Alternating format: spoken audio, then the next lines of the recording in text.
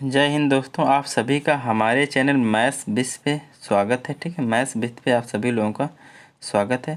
तो आज हम आप लोगों को कराएंगे कक्षा 8 की साइंस कराने वाले हैं, चैप्टर वाइज एमसीक्यू हैं। ठीक है, तो चलिए शुरू करते हैं बिना देरी के किसी। ठीक है, चलिए 1 सेकेंड ये देखिए, पहला क्वेश्चन आपका यहाँ क्या दिया गया है, खरीफ फसल के लिए सबसे उपयोगी ऋतु।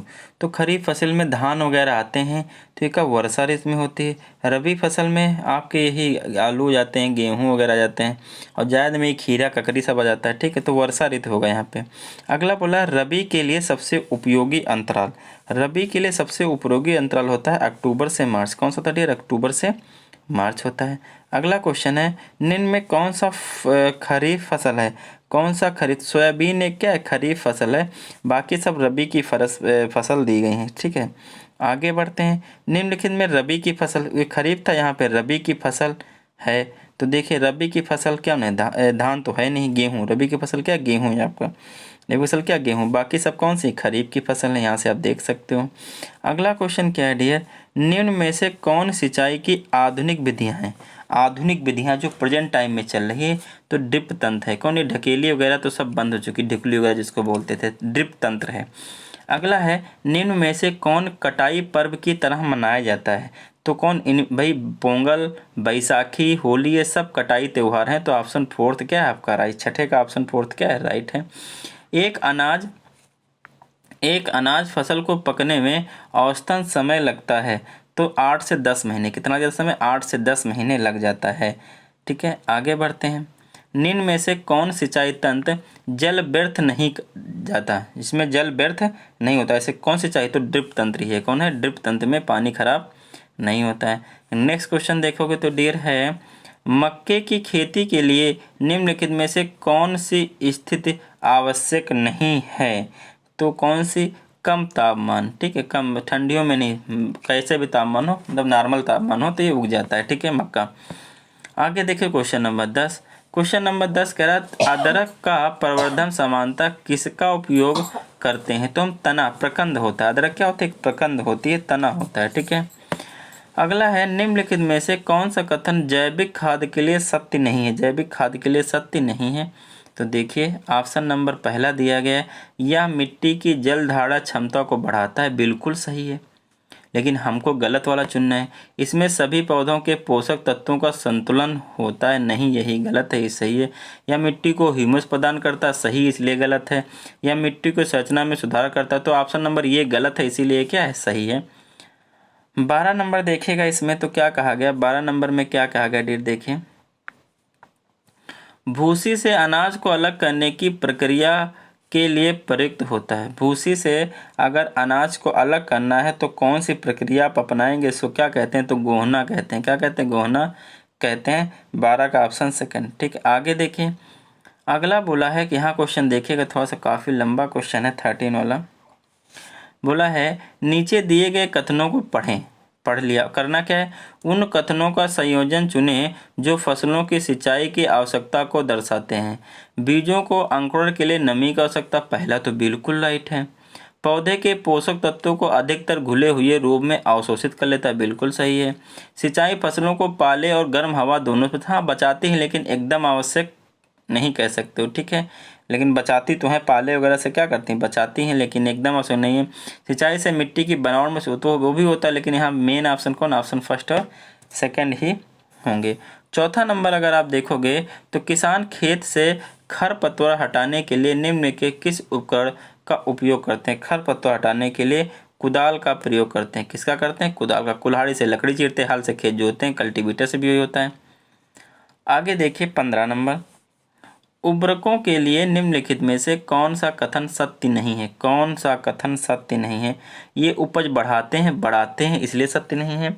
इनके अत्यधिक उपयोग से मिट्टी में पोषक तत्वों का संतुलन बिगड़ जाता है, ये बात बिल्कुल क्या है? राइट है।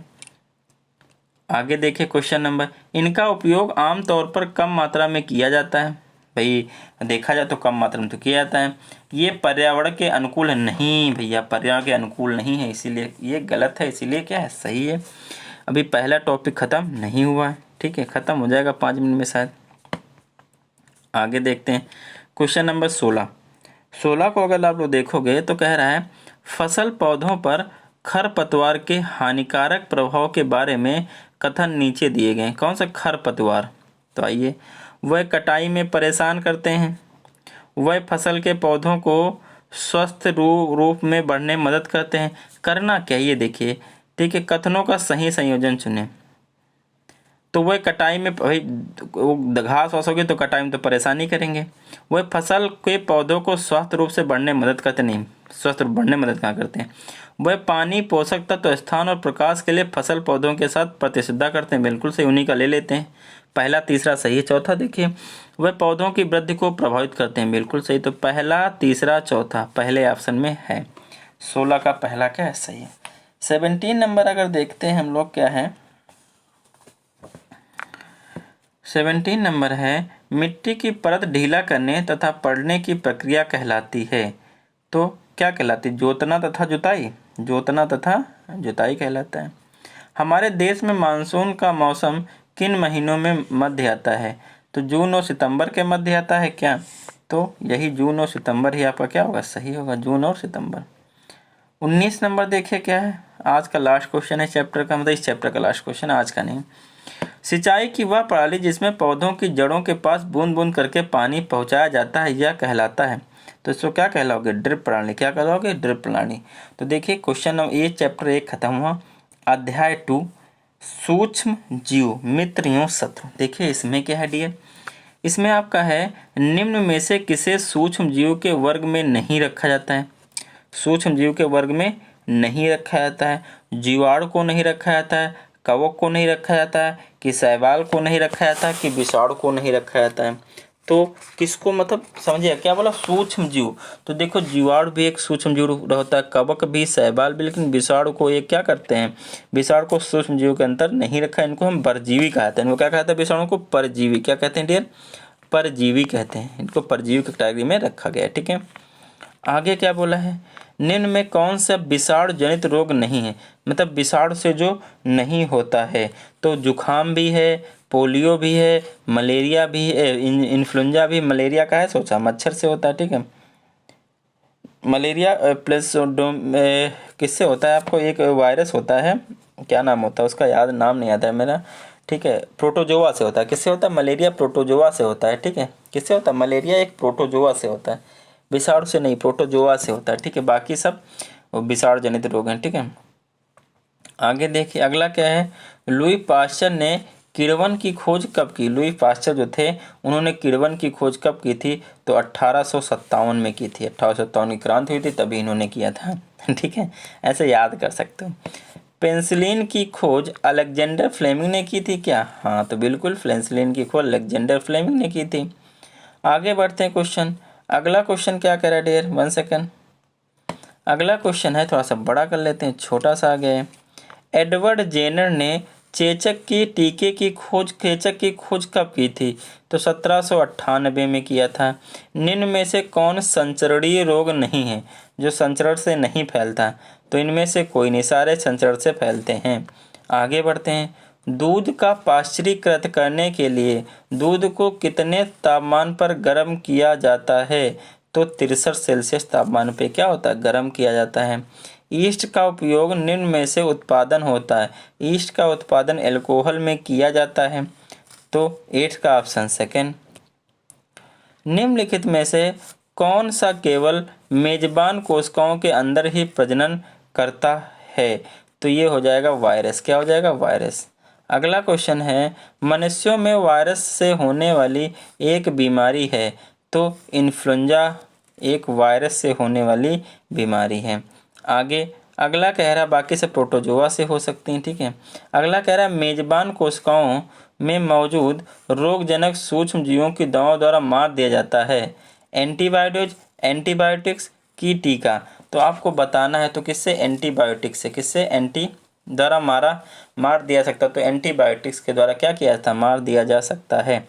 अगला देखिए, अगला आपका है, लाइकेन में सहजीवी साहचर्य में रहने वाले 2 सूक्ष्म कौन हैं? तो वो हैं शैवाल और कवक। क्या होते हैं? शैवाल और कवक होते हैं। ठीक है, लाइकेन 2 लोगों से मिलकर बनते हैं। ब्रेड बनाते समय निकलने वाली गैस कौन है? जब हम ब्रेड बनाते हैं उस समय कौन सी गैस निकलती? तो कार्बन डाइऑक्साइड गैस निकलती। नेक्स्ट क्वेश्चन देखिए, प्रोटोजोआ द्वारा उत्पन्न तथा कीट द्वारा फैलने वाला रोग है। अभी हमने आपको बताया था मलेरिया। कौन सा? मलेरिया। आगे देखिए, पहेली ने अपने बगीचे में, क्वेश्चन थोड़ा लंबा है, छोटा कर लेते हैं। हाँ, छोटा करते हैं। क्या बोला गया? पहेली ने अपने बगीचे में 2 गड्ढे किए। कितने गड्ढे किए? 2 गड्ढे किए। 1 सेकेंड। पहेली ने अपने बगीचे में 2 गड्ढे ए और बी खोदे। गड्ढे ए में उसने कुछ कृषि अपशिष्टों से भरा एक पॉलीथीन बैग रखा। बी गड्ढे में उसने उसी तरह का कचरा पॉलीथीन बैग में पैक किए बिना फेंक दिया। फिर उसने दोनों गड्ढों को मिट्टी से ढक दिया। 1 महीने के बाद उसने क्या देखा? एक में क्या किया है? पॉलीथीन में रखा है, एक में ऐसे रखा है, तो वो क्या पाएगी? तो आइए देखते हैं। गड्ढे ए में अपशिष्ट गड्ढे बी की तुलना में तेजी से नष्ट हुआ? नहीं भाई, पन्नी वाला कहाँ तेजी नष्ट होगा। गड्ढे बी में अपशिष्ट गड्ढे ए की तुलना में तेजी से नष्ट हुआ, तो ऑप्शन सेकंड इसका क्या है? राइट है। तो डियर, ये आपके 2 चैप्टर हो गए। कितने चैप्टर हो गए? 2। देखिए, हाँ, आप लोग देखिएगा। देखिए, क्लास 7th की साइंस हमने पूरी करा दी है। प्लेलिस्ट है, आप लोग देख सकते हैं। क्लास 7th की साइंस पूरी हो चुकी है और क्लास जो 6 की साइंस है उसके 6 चैप्टर हमारे दूसरे चैनल पे अपलोड हैं, आप लोग देख सकते हो। मैथ विद प्रैक्टिस पे हैं, उसका लिंक हमारे डिस्क्रिप्शन बॉक्स में भी मिल जाएगा। और आपको जब हमारे चैनल के मेन पेज पे जाएंगे, उससे नीचे जाएंगे तो अदर चैनल के नाम से भी उस चैनल का है, तो वहाँ से आप क्या कर सकते हो? क्लास 6 की साइंस देख सकते हो। और क्लास 7 की साइंस पूरी क्या हमने करा दी है। और क्लास 8 के आज जो 2 चैप्टर हो गए हैं, ठीक है। आज जैसा मैंने थोड़ा ज़्यादा वीडियो बना ली, तीसरा चौथा 3-4 वीडियो कल आपको मिलेंगी, ठीक है। तो आज के 2 ही चैप्टर रखते हैं और आगे के चैप्टर कल 5 से 6 चैप्टर का आने की कोशिश करूँगा। 2-3 दिन में ये ख़त्म हो जाएगा, तो उसके बाद जो 4 चैप्टर रह गए हैं वो भी ख़त्म हो जाएंगे, ठीक है। तो ये तुम्हारा सारा इधर क्लास वाइज क्या 1-2 दिन में ख़त्म होने वाला है। ओके, जय हिंद दोस्तों।